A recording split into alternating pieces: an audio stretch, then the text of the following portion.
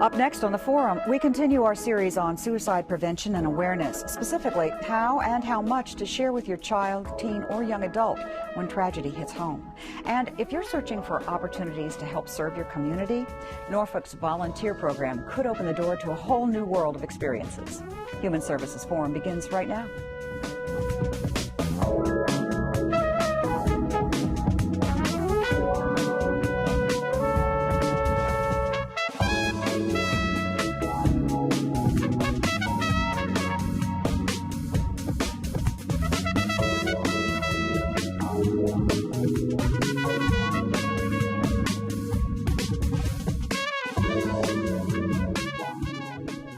Hello and welcome to the Forum. Almost 1 million people worldwide die from suicide every year, yet as a society we find it difficult to talk about it. Well, we're continuing our series on depression and suicide awareness and prevention by examining the way that we communicate with surviving family members, particularly those in the younger age group.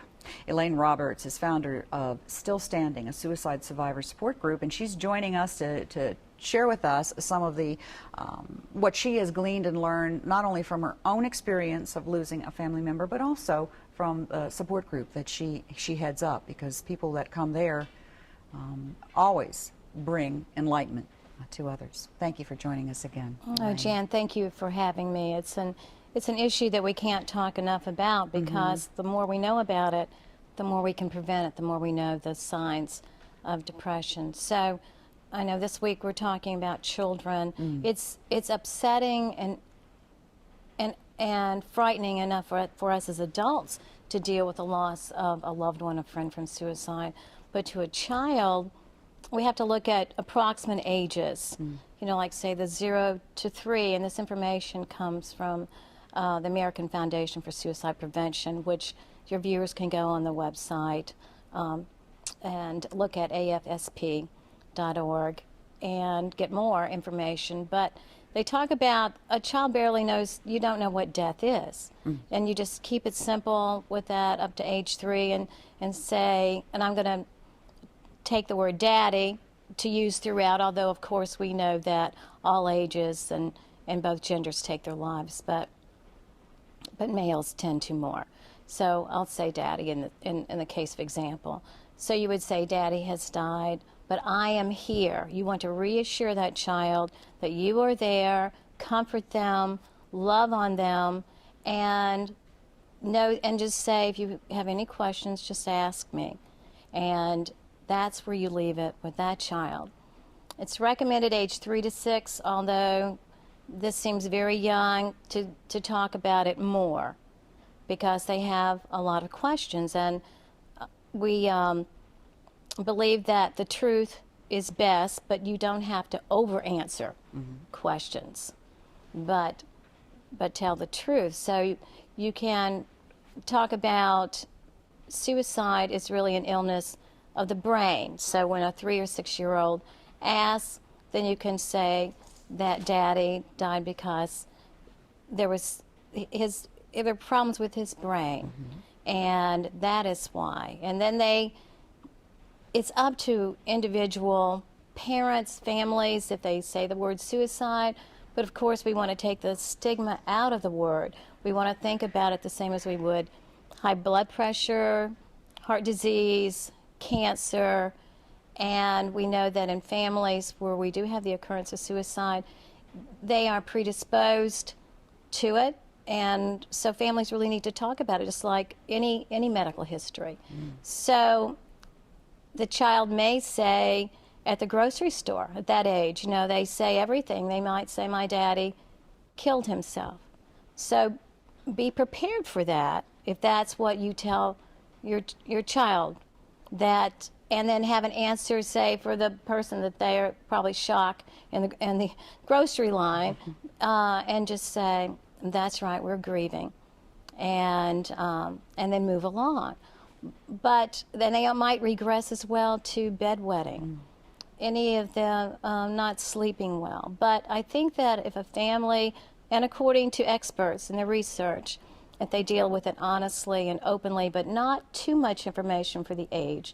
And you'll know that as a a family member, and I would encourage you to always ask your own therapist for guidance for each individual case.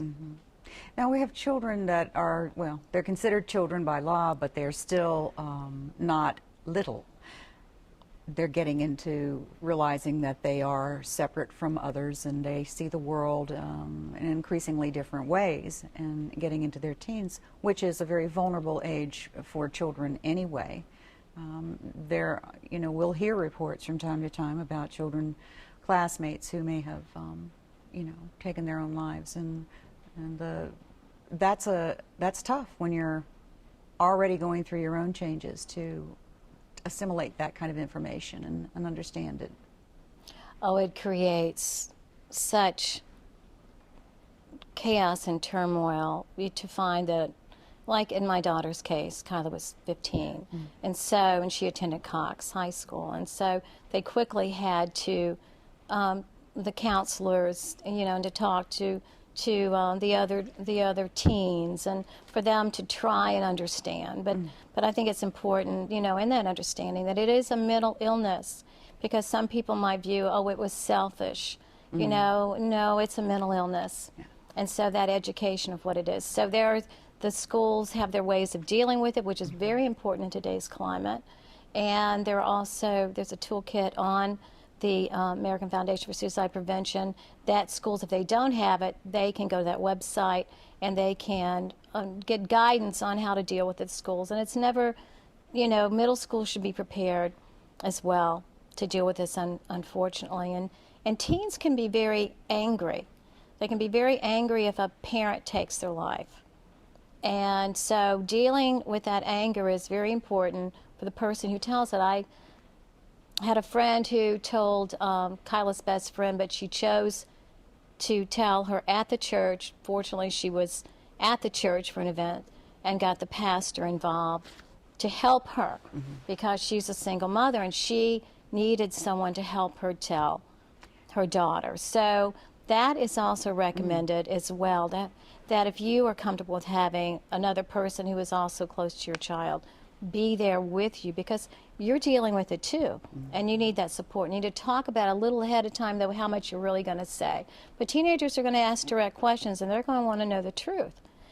Now, we say the media, we don't want to report how it was done, but of course in your own lives, then with a teen, you would talk about that, because they're going to ask, how did it happen? And I really think that it would be important, this is my opinion, in the home, if I had a teen who lost their parent and it was by something that was easily gotten to by that teen because they are so upset, I would remove it from the house, because people are just not in their right minds at that time. They're just so grief-stricken. Right. Very delicate, the whole conversation, but it has to begin somewhere, because not talking about it can certainly open the door to all sorts of speculation, which can hurt too. Yes, and we want to create good mental health, and even after a suicide, that needs to be happening within that family. Of course, they're going through their shock and denial and the guilt. That's the other thing with children, guilt. Did I not clean my room? Is that, younger children? Did I not drink my milk? Is that why? They want to, the younger they are, they're really focused on what does this mean to me? Who's going to take care of me? But a little bit older, it's what did I do? And certainly a teen, maybe there was an argument before. Now they want to blame themselves. So it's very important for them to understand it was not their fault. Yes. Well, one of the things that we wanted to stress during the times that we're talking about this is to repeat what the warning signs, symptoms might be for this. And so we have a breakdown on some of the things and behaviors you may use to help you identify when there are some warning signs. And what we have up here for the signs that is just sort of brief is sleep, or lack thereof, or changes, difficulty concentrating, having constant negative thoughts and not really being able to get off that topic. Your appetite will change, mood changes, definitely, and reckless behavior that might not be common or something that you normally see. Right. And someone who questions the value of life. They may even use the word suicide.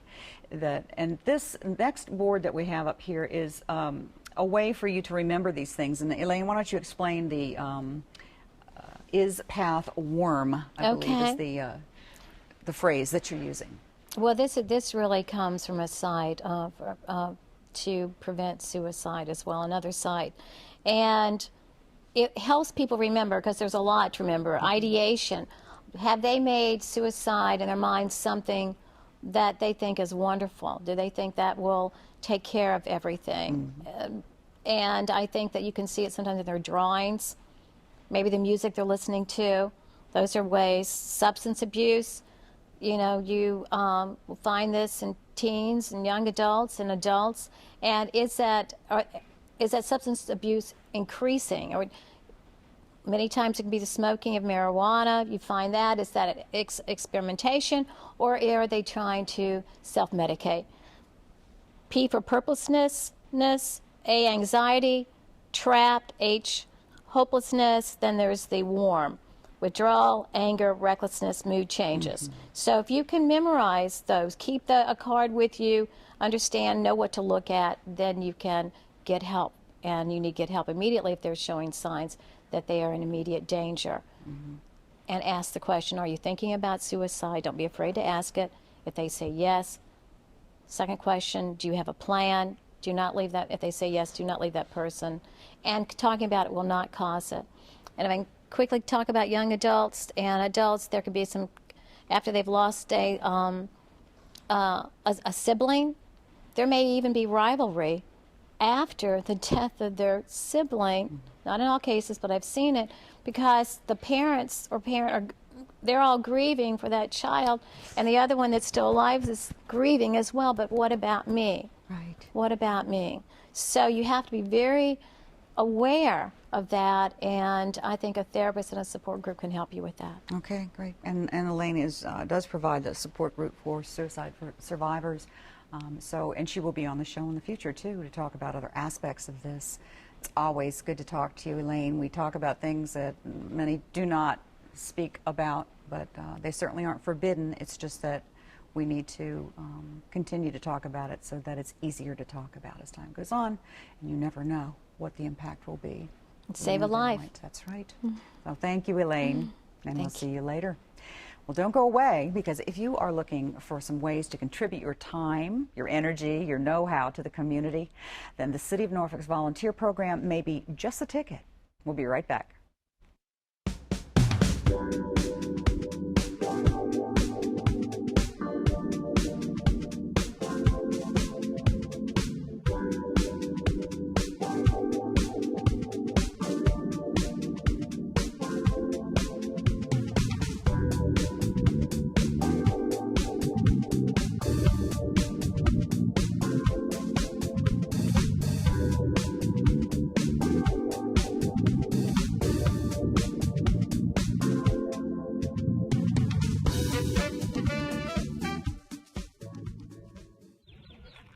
Have you heard? The U.S. Treasury is phasing out paper checks for Social Security, VA, and other federal benefit payments and going electronic.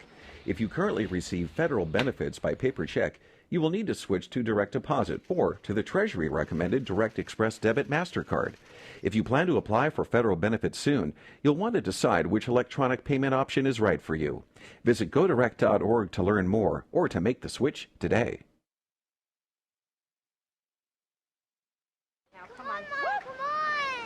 I know, 2 seconds. Hang on, just stand still. Stand still. One second. I know. Just okay, go, go, go.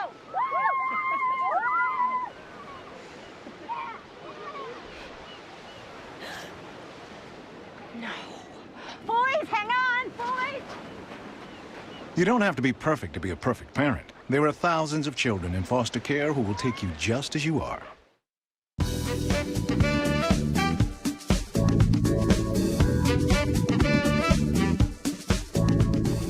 Do you feel the desire to give something back to your community?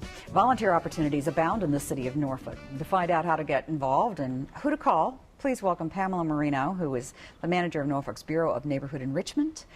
We also have Lisa Renee Jennings, who is with Keep Norfolk Beautiful. So I think we've got two perfect people here to tell you a little bit about what volunteering really is all about and how that's meaningful to our community and others, and also specifically the city of Norfolk. Well, welcome to the show. Thanks for having us. Volunteering, we get calls, I know other departments do, from people, residents, and people that may not even be residents, but they just are interested in getting involved and helping somebody or something in the community.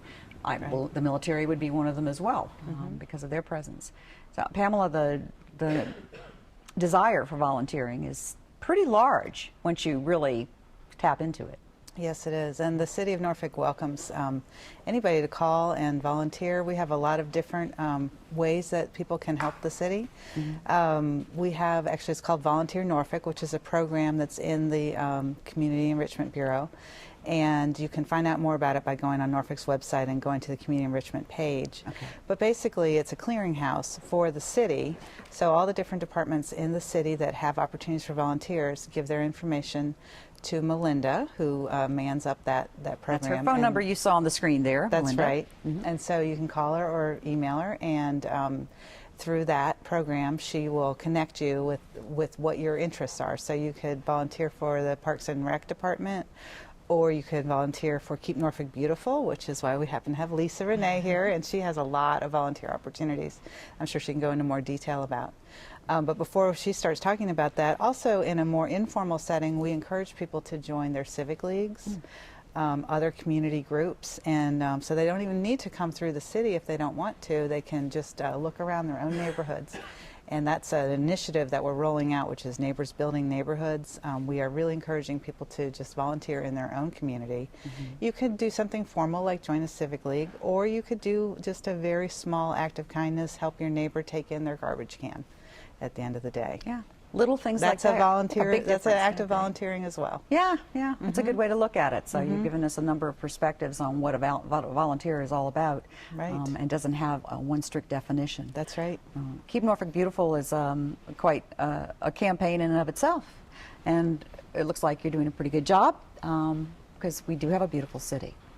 Great. I'm glad you think so. I think so, and I know it takes a lot of work. It does. It does. We have the privilege of working with over 5,000 volunteers a year. Wow. With Keep Norfolk Beautiful, whether it be through our Adopt-A-Spot programs, the Great American Cleanup throughout the spring, Clean the Bay Day, or folks coming in as individuals helping us around the office, filing or helping us organize supplies. There's a lot of, as you can imagine, trash bags and gloves involved in community cleanups.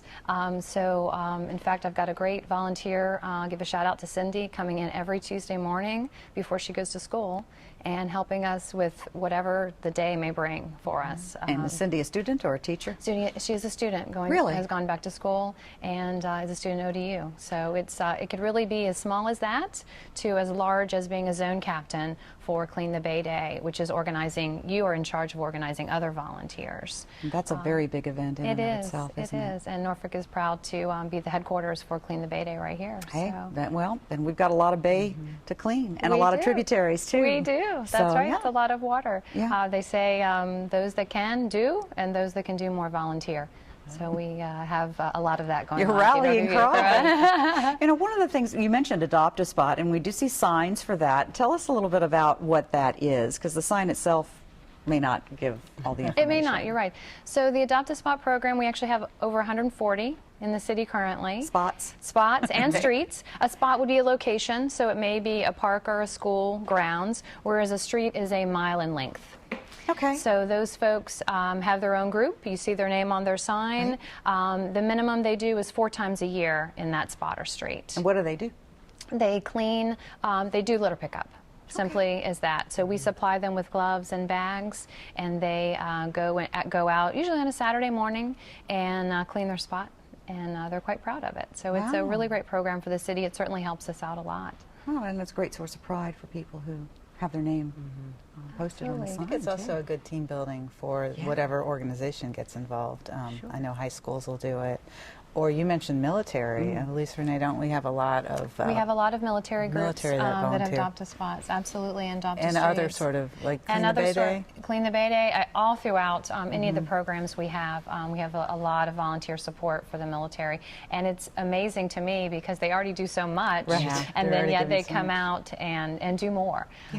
Just 2 weeks ago, I had 140 men and women from the USS Harry Truman out in our Eco Garden around the Ernie Morgan Center, and just did a fabulous job, and we are very thankful to them for doing so. Oh, that's just wonderful. Wow. Well, you mentioned there was the center there, but we have Parks and, Parks and Recreation is what most people Right. would know what we're talking about, but there are also volunteer opportunities within that. Would that be more in cleanup, or would it be within programs that are offered? I don't know the specifics of what the volunteer details would be, and again, if you went to either called that Okay. number or went on the website, we could match your skills up. I do know that there's volunteers, I think, that are in the cemeteries helping keep things Okay. straight there. Right. I wanted to mention another thing to you. You know, when we talk about volunteerism, it's not just giving back to the community; it also builds you up.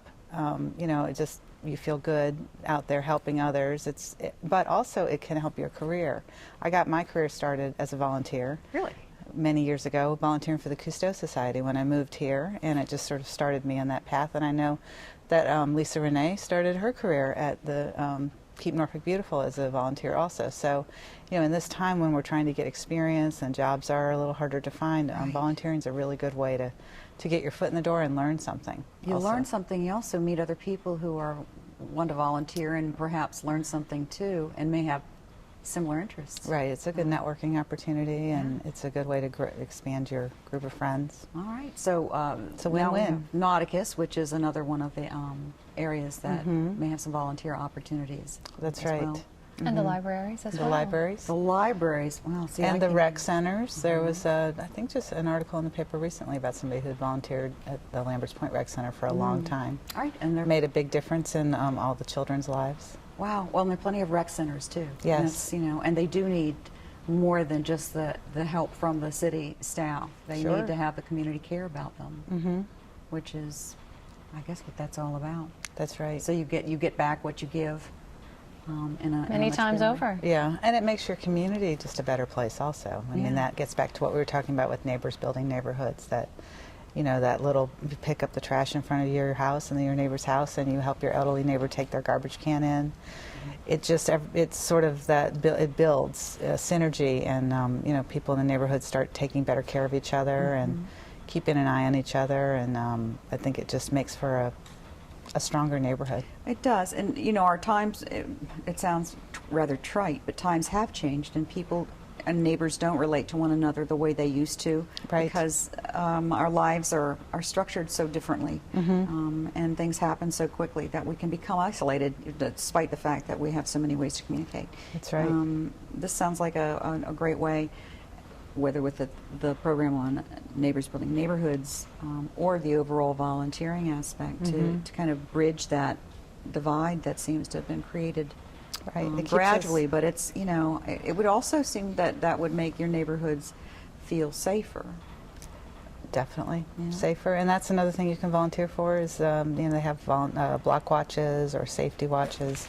You know, if that's an aspect that you're interested in, and again, we encourage people to go to their civic leagues, or if you don't have a civic league, start one.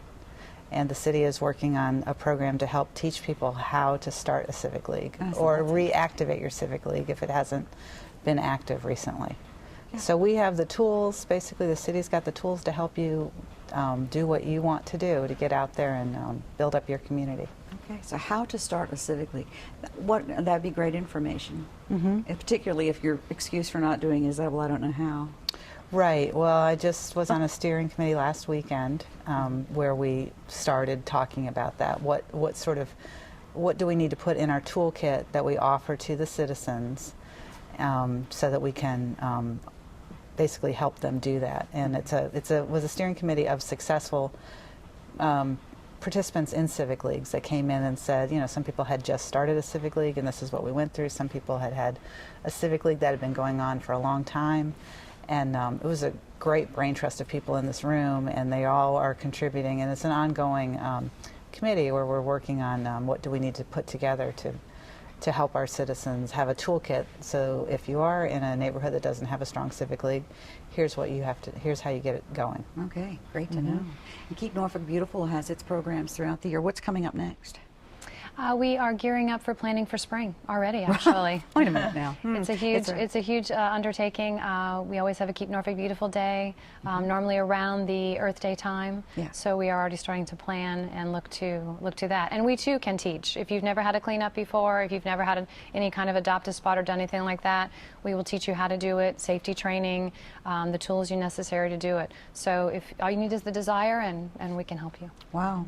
And all you have to do is call this number, and Miss Melinda will answer the phone and steer you in the right direction. Exactly. And she may also be able to fill you in on some other programs that are volunteer opportunities that we haven't discussed here, because I think there probably are more than we could possibly find time to talk about. But just bringing up the subject is great, and I think a lot of people could start, things could start whirling around their heads. It's like, what could I do? Why don't I call and ask? Yes. Well, great. Well, good luck on the next spring. But I know you do have to start early with all of that. And Pamela, I know that the volunteer effort it'll be nice to have people to be able to go to a place and say, okay, what can I do? Right. Well, here's who you call and find out more. And we know that'll probably grow with time, because volunteers are a very necessary part of keeping our whole community going forward. That's exactly Absolutely. right. We just don't have the money for everything. No. No. But sometimes you can't put a price on the knowledge and skill that people have. And the connections. Yes, absolutely. The connections are probably key to everything. Yes. Thanks for coming aboard and sharing Thanks a for great, giving us great the information. opportunity. Really, it's really good. All right. Thank you so Thank much. you. Thank you. And thank you for joining us. We'll see you again next time. Bye.